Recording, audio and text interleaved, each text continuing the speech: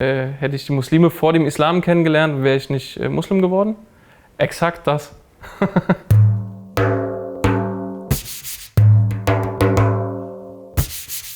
Also die erste Problematik, glaube ich, bestand darin, dass es einfach bei mir so unglaublich schnell ging. Also Koran aufgeschlagen, ein paar Wochen später war ich mir eigentlich schon sicher. Ja, ich habe im Januar 2009, ja genau. Ich war an Silvester noch komplett besoffen, 2 Wochen später habe ich das letzte Mal ein Bier getrunken. Mit meinem Vater zusammen. Genau, das war Januar 2009.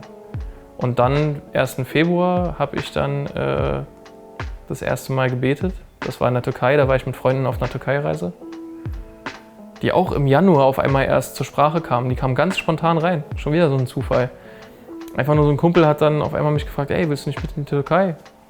Und ich war halt gerade so an diesem Konvertieren. Und dann hat er gesagt, jo, willst du nicht mitkommen? Dann bin ich einfach mitgefahren.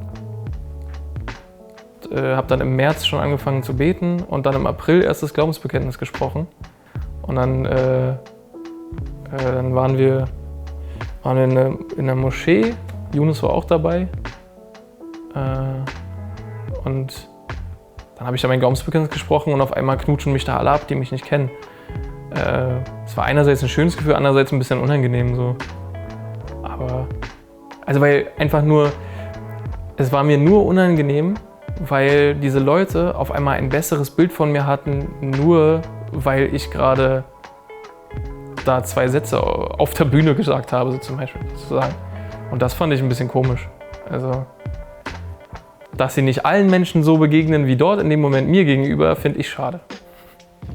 Und ich hatte am Anfang auf jeden Fall Bedenken, an Leute zu geraten, die nur eine Perspektive haben. Also, und die nicht daran interessiert sind, mir zu helfen, meine eigene zu finden, sondern mir ihre aufdrücken wollten.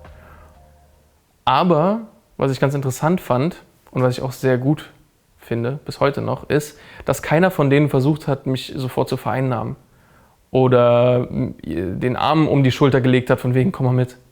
Bruder, du musst wissen, hier, da und so. Und dann hat der Prophet gesagt.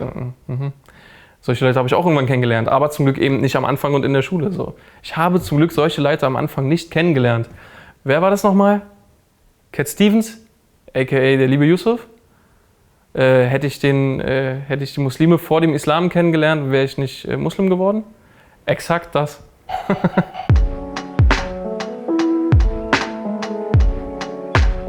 Also ich hatte zum Glück Muslime schon in meinem Freundeskreis, aber eben keine, die irgendwie mich krass zutexten wollten, sondern die einfach nur sich hingesetzt haben und mir zugehört haben.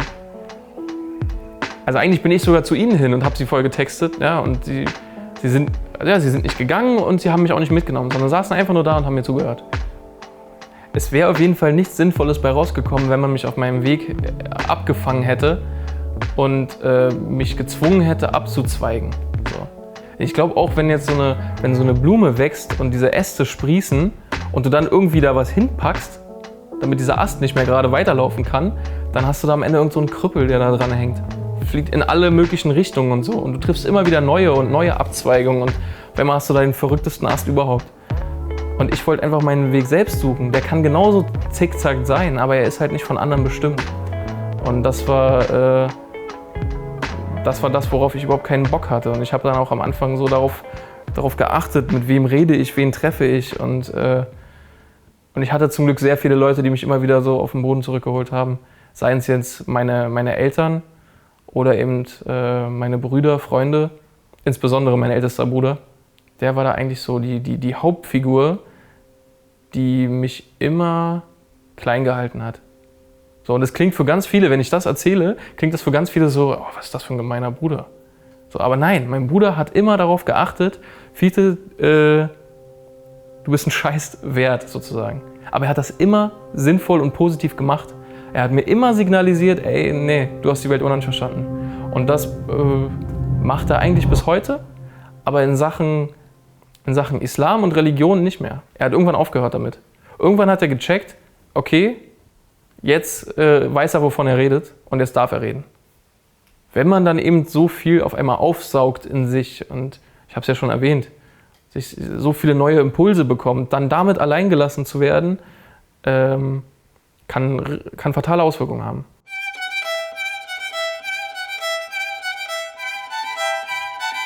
Konvertiten ist nicht einfach nur damit geholfen, dass man sagt, oh nice, du bist konvertiert, tschüss.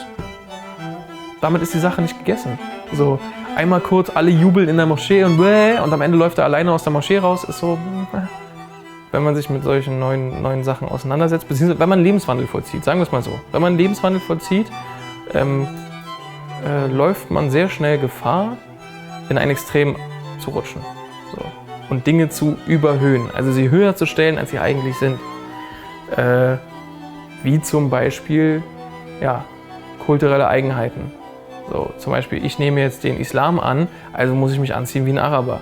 Ich muss essen wie ein Araber oder wie ein Türke oder wie was weiß ich. Komplett hohl. So. Denn der Islam richtet sich an alle Menschen und ist überall in der Welt zu finden. Also warum jetzt nur darauf beschränken? Ne? Also ich war auf jeden Fall auch mal in so einer Phase, wo ich solche Sachen gemacht habe. In meinem ersten Jahr war ich auf einmal so krass bedacht darauf, alles perfekt und richtig zu machen, dass ich in so einem Extrem drin steckte. Also ich würde es persönlich als extrem bezeichnen. Ich glaube, viele andere, bei all den Extremen, die wir kennen, bestimmt nicht. So. Aber ich für mich sage, das war ein Extrem. Da war nämlich die Phase, wo ich auf einmal gesagt habe, ich höre jetzt keine Musik. So. Das habe ich aber auch nur mal einen Monat lang im Ramadan gemacht. Mir persönlich hat es nicht gut getan. So. Einfach nur jetzt einen Monat lang auf Musik verzichten und die ganze Zeit mir nur Suren anhören oder Naschid oder wie auch immer. Nee, es hat mich fertig gemacht. Ich muss es so sagen. Also es hat mich einfach, die ganze Zeit nur spirituell sein, hat mich nicht erfüllt. So, und ich habe gemerkt, ich versuche hier gerade nach etwas zu streben, was ich nicht bin. So, also ich bin nicht der Prophet, also warum soll ich er sein, sozusagen? Dorthin tendieren, na klar. Dem nacheifern, okay. So, auf jeden Fall. Aber ich muss nicht diese Person sein.